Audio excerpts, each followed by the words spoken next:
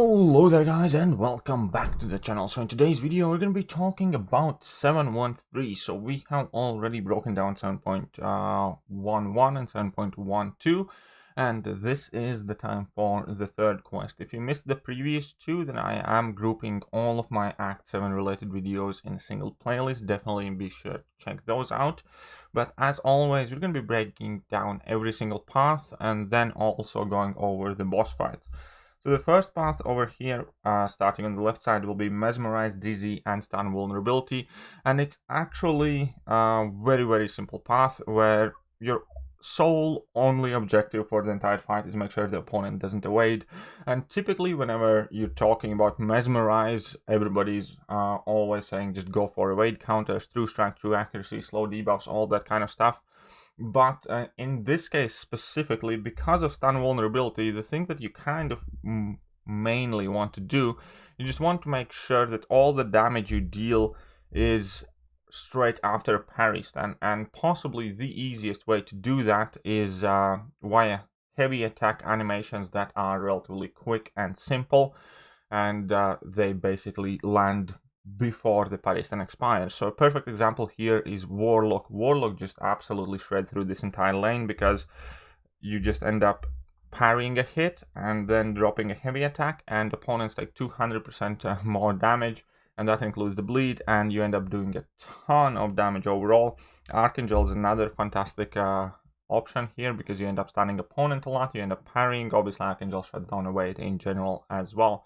So it's a very simple path with not too many tricky opponents. There's Elsa Bloodstone. If you plan on bleeding her, bring a mutant.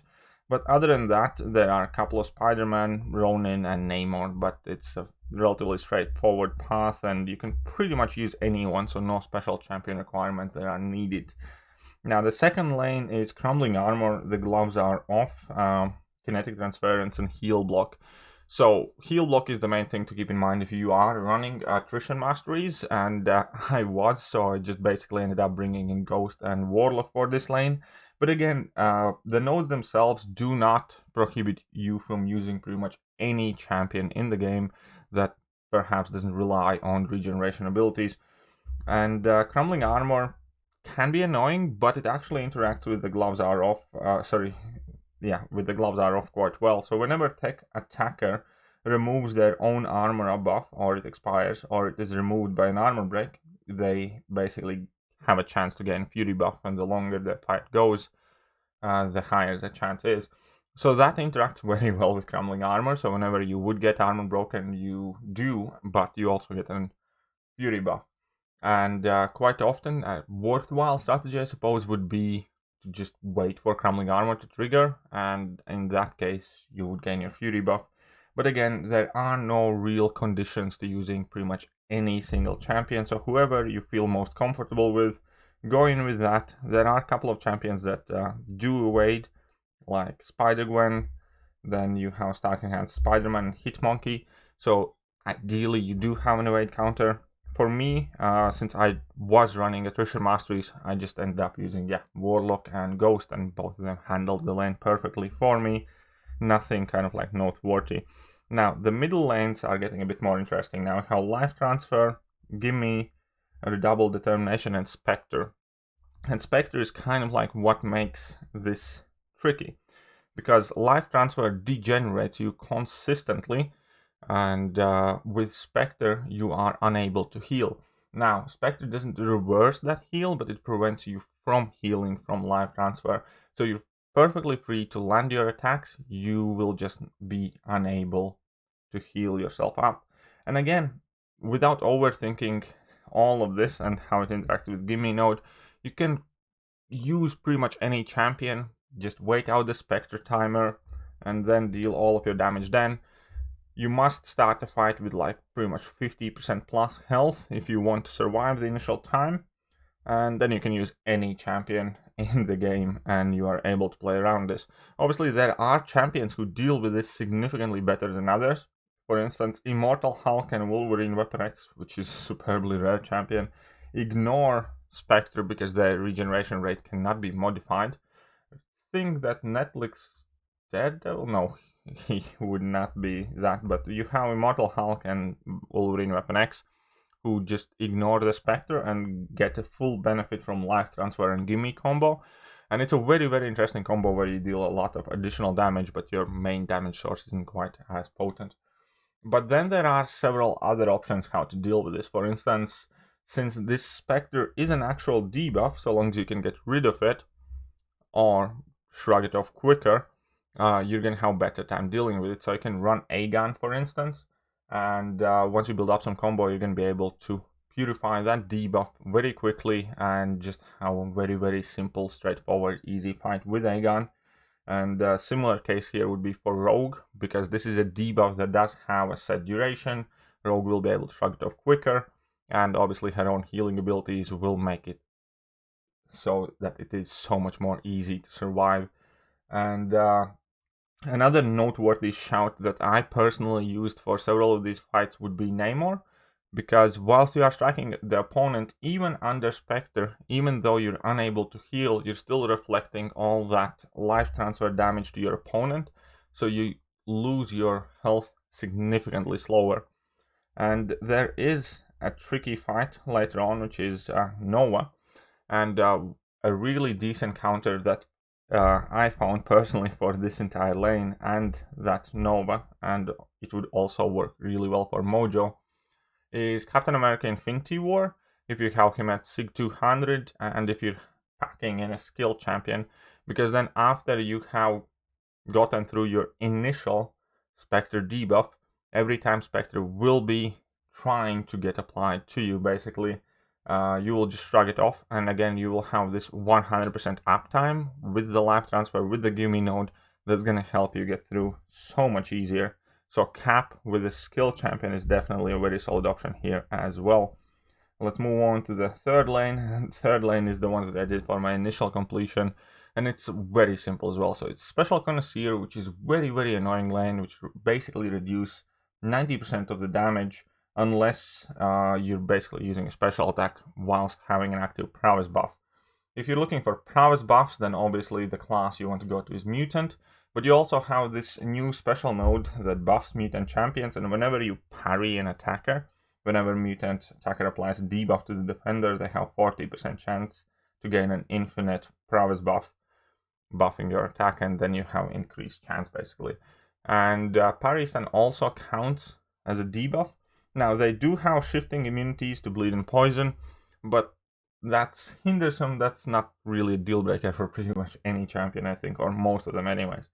So for me personally, I just brought in Colossus. I parried a lot, got my prowess buffs, built up to level 2, got my level 2s, and Colossus hits like a tank, right? So in addition to that, obviously you can use pretty much any mutant champion, ideally with very, very beefy special attacks. Or if you do not want to rely on this node to give you prowess buffs, then you have the Captain America Infinity War synergy with Storm, I believe. Or you can have Professor X, who gains prowess by himself, and you have Apocalypse, who does the same. And overall, there's tons of mutant champions now that get prowess. But thanks to this node, it's again kept very, very open, where you can bring in literally any mutant champion. And the only really annoying fight on this lane could be the Black Panther Civil War, where you do want to have access to some other mutant that has some other debuffs than bleed and poison and the parry stun. So you ideally are looking for somebody who can either shock or incinerate or inflict some other debuffs, because the shifting immunities can make it tricky to apply the bleed or poison, and obviously Black Panther Civil War is quite a tricky champion to parry stun because he can reflect that stun upon you. But if you bring counter for that guy, the rest of the lane is going to be very simple, straightforward, and easy. And next one is probably the most fun and simple, quick, fast lane, so to speak, which is Blaze, Power Axis 2, and Power Shield. So effectively, your special attacks gain 900% attack increase, but your health is gone in an instant. And I uploaded a separate video for this lane in particular, but the base idea is the best champions for this lane are the ones that are able to heal on their special attacks, or heal in general, and those would be like Black Widow, Clairvoyant, and Rogue. Both of them absolutely annihilate this lane. Even a rank 4 5-star Rogue just did fantastically, because the Blaze stops degenerating you after 30 seconds once it's technically taking 100% of your max life. But if you heal in between, then you have nothing to worry about. You can let the Blaze expire and you can keep the attack bonus. Other than that, obviously you still have Ghost, for instance, with Hood synergy. While you're phasing, you take no damage, so you can finish fights out extremely quickly.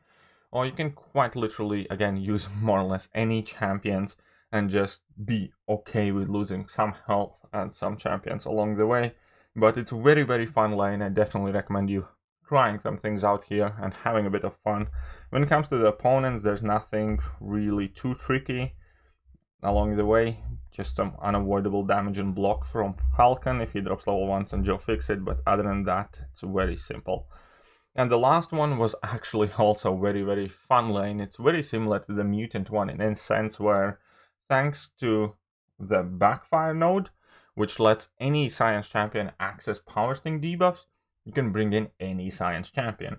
Obviously, there are still options of Mr. Fantastic synergy with She-Hulk or Doc Ock or whoever, and then you're gonna have additional avenue to obtaining these Power Stings.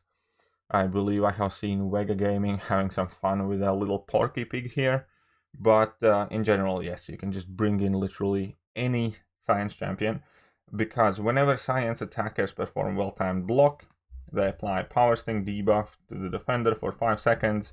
Defenders with Power Sting, blah blah blah blah blah, well, get Power Stung.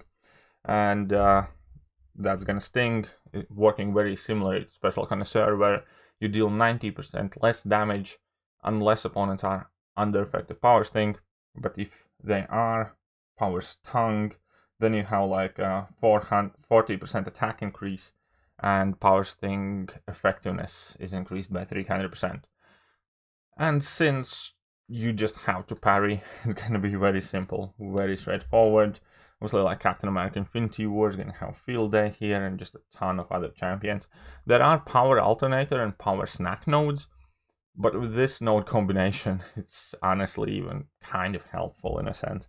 And yeah, opponents again aren't really the trickiest. Now, there is the Hyperion, where you ideally want to have some either, what is it, Petrify, or maybe some power control abilities as such. I believe I mainly just use like She-Hulk or Mr. Fantastic, and that works out just perfectly fine as well. Captain America Infinity War, if you have a tech on your team, would work just fine, so on and so forth.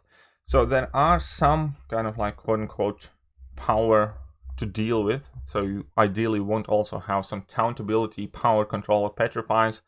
But for most part, the fights are over very, very quickly without much hassle. Now, the bosses, some of them are a bit trickier. Now, we're going to start with the most straightforward one. We have this Red Hulk, which you want to avoid getting parried, but he has Buffet node, and he also has Foresight. And Foresight is fantastic to see on any boss, because so long as you're comfortable intercepting, you can be dealing a ton more damage. And then he has Power Focus 1, which is gonna help you kind of like just keep to baiting out level 1s and pushing to that level 1 very quickly. And only thing left for you to deal with is Buffet. So once again, if you can petrify that, you can actually end up benefiting from the node with like Void or Captain America Infinity War or whoever. Just remember, well, Captain America Infinity War might not be the best case, because you do not want to parry, because you're gonna get a Disorient debuff every time you do. But Void would work fantastic here. I personally largely just use like Warlock, because yeah, I shut down Red Hulk's healing, and thanks to the damage increase, the fights are quite quick. You might as well simply just use Ghost, because Ghost will consistently trigger the Foresight node, because every time, well, most of the times after you phase, you're gonna get that quote-unquote intercept. So it's a very straightforward fight here. Red Hulk definitely one of the simpler and easier bosses. Now we're going to be taking a look at this Hulkbuster, and he has spiked armor, which is kind of annoying, but he also has dulled. So if you have a lot of buffs or you place debuffs on Hulkbuster, then you're not going to be critting, and spiked armor is kind of neutralized.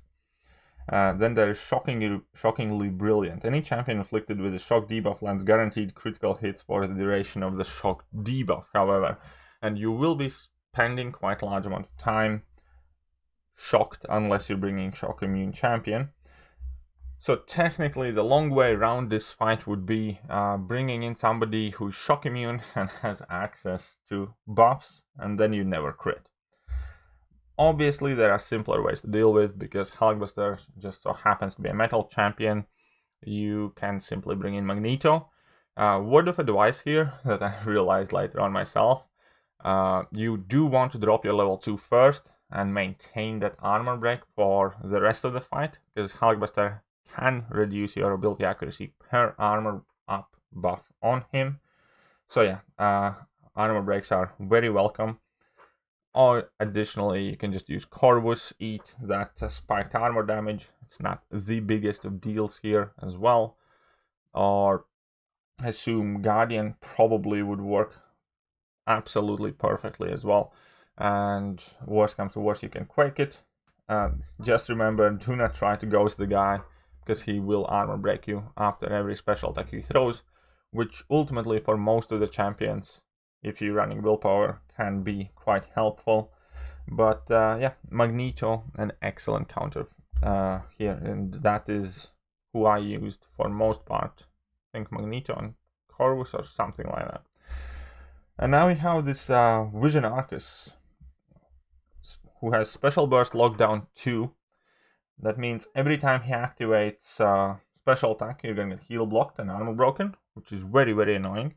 It also has power shield, which isn't the worst thing. And then you have power reversal. When the attacker activates power gain buff, it is removed and replaced with power drain debuff, draining 50% of the attacker's max power of 5 seconds. So that basically discounts Dr. Doom from this fight, right? Obviously you can't bring in Hyperion either, or any other champions that have power gain, but mainly it's kind of like Dr. Doom, because that would be pretty much the best counter here. And then you have Fissure, which basically does nothing for most part. And here your sole and single only objective is to be Cold Snap immune. That's pretty much it. An additional upside would be ability to deal with his power gain buffs via Nullify, or some similar method to that. I personally found, for instance, Black Widow Clairvoyant to be a very great option here, because he does not inflict Cold Snap upon you if he doesn't have an active power gain buff. And thanks to buff immunity and her nullification abilities, you are just able to shut down his Cold Snap damage. And thanks to Power Shield, you're able to deal significantly more damage yourself. Again, but as long as you are Cold Snap immune, you can kind of use more or less everyone. Just keep in mind that it is Vision Arcus. He has some hefty power gain. I have seen people do this fight with Colossus. I have used Warlock here to finish it off after I messed up with Black Widow Clairvoyant. And other than that, you can definitely just look in general what kind of other Cold Snap immune champions you have. And that is like the one main condition here. I suspect Sasquatch would probably be quite fantastic, because he has partial Cold Snap immunity as well. And who else Cold Snap immune? Is Mephisto. Mephisto, I think, could potentially do quite well here as well. But yeah, so you either want to nullify his power gain buffs, or you want to be immune to Cold Snap. And that is it for this quest, so I will not say much else aside from the fact that I hope you guys found the video helpful. If you did, hit that like button, hit that sub button, and I'll be back tomorrow breaking down 714. See ya.